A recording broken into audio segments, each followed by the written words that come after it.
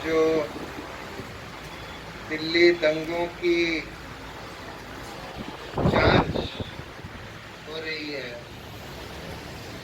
वो असल में दंगों की जांच नहीं है, बल्कि जांच के नाम पर पुलिस की एक साजिश है।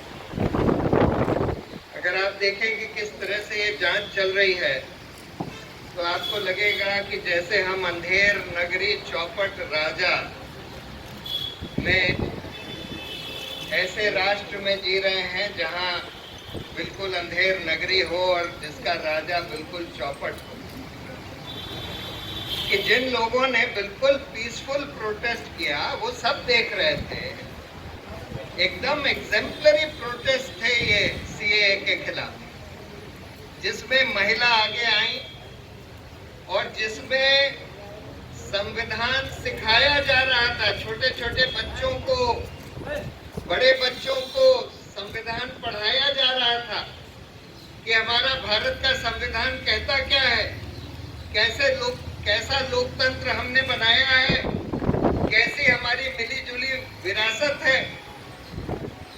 और उस मूवमेंट की जो लोग अगुवाई कर रहे थे उनको आप कहते हैं कि ये लोग दंगा कराने की साजिश कर रहे थे। मेंबर्स थे, उनको आज कहा जा रहा है कि आप लोग साजिश रच रहे थे, दंगा कराने की साजिश रच रहे थे। और ऐसी ऐसी झूठी झूठी चीजें चार्जशीट्स वगैरह में लिख दी गई हैं कि ट्रंप के आने पर ये लोग दंगा कराना चाहते थे, जबकि वो डेट उसकी वो है जबकि ट्रंप की विजिट का किसी को पता नहीं था, भारत सरकार को भी पता नहीं था। फिर भी कहते हैं कि इन लोगों ने ये साजिश करी।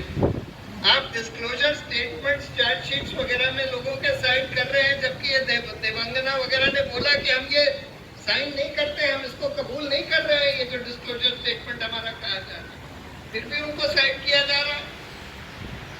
यहाँ का जो स्पेशल कमिश्नर ऑफ पुलिस है वो सब सारे पुलिस ऑफिसर्स को चिट्ठी लिखता है कि आप लोग हिंदुओं को से सवाल पूछ रहे हैं इन दंगों के बारे में, इससे हिंदू समाज बड़ा नाराज है, आप ये देख कर करिए।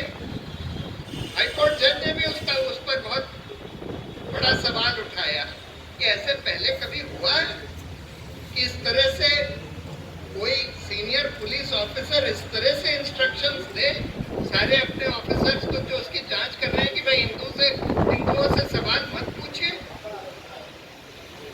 और जो लोग जिनका वीडियो है, जिनका सब कुछ दिख रहा है कि दंगा भड़का रहे थे, कह रहे थे गोली मारो सालों को, बार बार कह रहे थे, कपिल मिश्रा, अनुराग ठाकुर, सब लोग कह रहे थे, और जिनके बिल्कुल साफ है कि उन्होंने दंगा भड़काया, जिसके हाईकोर्ट जज ने भी बोला कि भाई ये वीडियो देखिए, इससे आपको लग नहीं रहा, और आपने इस पर कोई एक्शन नहीं लिया, कोई एफआईआर, कोई पूछताछ, कुछ नहीं करी। वो लोग बिल्कुल सीधे सीधे, और पुलिस ऑफिसर्स वीडियो में दिख रहे हैं मारपीट करते हुए, सीसीटीवी कैमरे तोड़ते हुए, मार के लोगों को जान से मार दिया पुलिस वालों ने। और उन पुलिस ऑफिसर्स के खिलाफ कोई पत्थर फेंकते हुए वीडियो में दिख रहे हैं पुलिस ऑफिसर्स, और उनके खिलाफ कोई एक्शन नहीं लिया जा रहा। पुलिस कहती है कि हम तो पता ही नहीं लगा पा रहे कि वीडियो में कौन ऑफिसर्स है। तो ये कोई साजिश की जांच नहीं हो रही है, जांच के नाम पर दिल्ली पुलिस की क्रिमिनल कॉन्स्पिरेसी है। मैं ये वर्ड्स बिल्कुल एडवाइजडली साफ साफ यूज कर रहा हूं। एपीए का अताब नाज़िल हुआ है,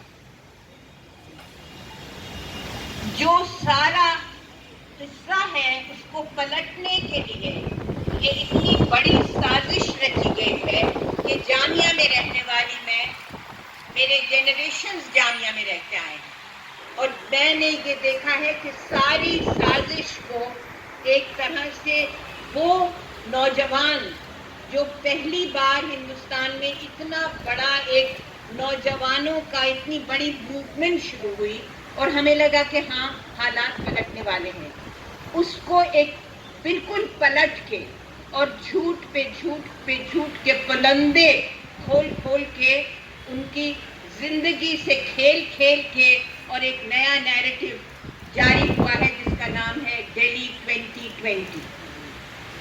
So I just don't want to say very much because I have many other distinguished colleagues who will add and who will definitely express it much better. I want to just tell you कि जो police ने जो हवाले इस्तेमाल किए हैं अपने बयानों में उसमें इस कदर गलतियां हैं. अगर आप समझें कि ये स्कूल के कोई बच्चे भी इतनी गलती नहीं कर सकते कि इस पूरी मूवमेंट को खिलाफत का नाम दिया गया है. क्या जानते हैं वो कि खिलाफत मूवमेंट क्या थी? क्या जानते हैं कि अली बरादरान और महात्मा गांधी ने खिलाफत मूवमेंट मौलाना आज़ाद ने शुरू की थी? तो क्या ये खिलाफत मूवमेंट है या लफ्ज़ों से खेल रहे हैं? ये सब अल्फाज का खेल है दोस्तों. ये सिर्फ ट्विस्ट और करप्ट और डिस्टॉर्ट करने के तरीके हैं. तो आप सब बात अच्छी तरह समझते हैं. मैं तो ये कहूँगी कि मुसलमानों को और मुसलमानों के साथ साथ जो भी कमज़ोर वर्ग के लोग हैं उनको टारगेट करना ही उनका नस्बुल ऐन है. नस्बुल ऐन का मतलब है ऑब्जेक्टिव.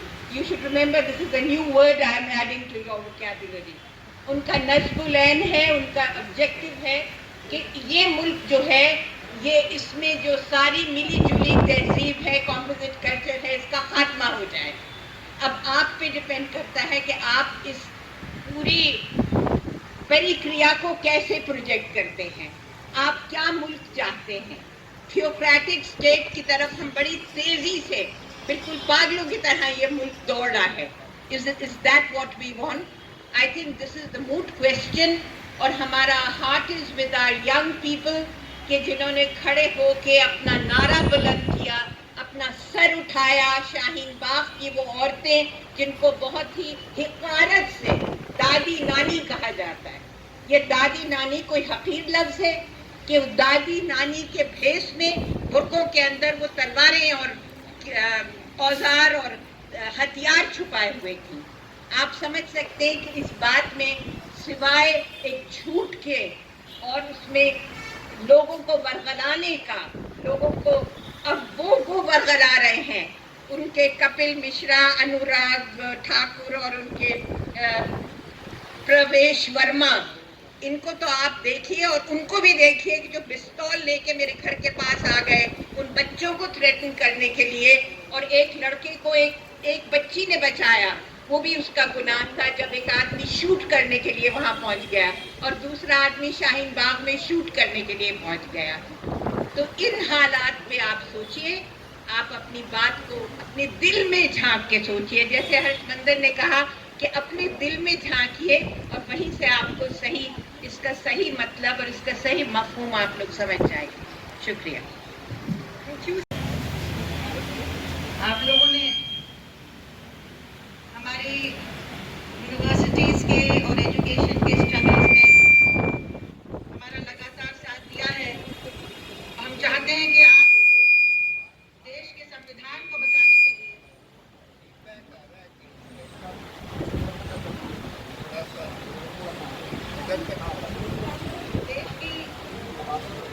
देश की जमहूरियत को बचाने के लिए, हमारे कॉन्स्टिट्यूशन को बचाने के लिए भी आप इस लड़ाई में हमारे साथ शामिल हो. चाहे आपके ऊपर कितने भी प्रेशर क्यों ना हो आपके मैनेजमेंट पर. हम जानते हैं किस प्रेशर में आपका काम चल रहा है. खास तौर से अभी पैंडेमिक में किस तरह से नौकरियों से भी हमारे जर्नलिस्ट साथियों को निकाला जा रहा है. उस दबाव के बावजूद हम चाहते हैं कि आप इस आंदोलन में हमारे साथ शामिल हो, क्योंकि कल हमारा देश आज़ाद रहेगा कि नहीं, क्या हम फिर से गुलाम हो जाएंगे कि नहीं, इसमें इसका बहुत बड़ा योगदान होगा कि हम किस तरह से इस लड़ाई को लड़े. सबसे पहले मैं उमर खालिद की एक स्पीच से कोट करना चाहती हूँ, जिन स्पीचेस को भड़काऊ स्पीचेस कहा जा रहा है. We won't respond to violence with violence. We won't respond to hate with hate. If they spread hate, we will respond to it with love. If they trash us with lathis, we will keep holding the tricolor. If they fire bullets, then we will hold the Constitution. If they jail us, we will go to jail singing. सारे जहां से अच्छा हिंदुस्तान हमारा. क्या ये speech भड़काऊ है? जबकि जो स्पीचेस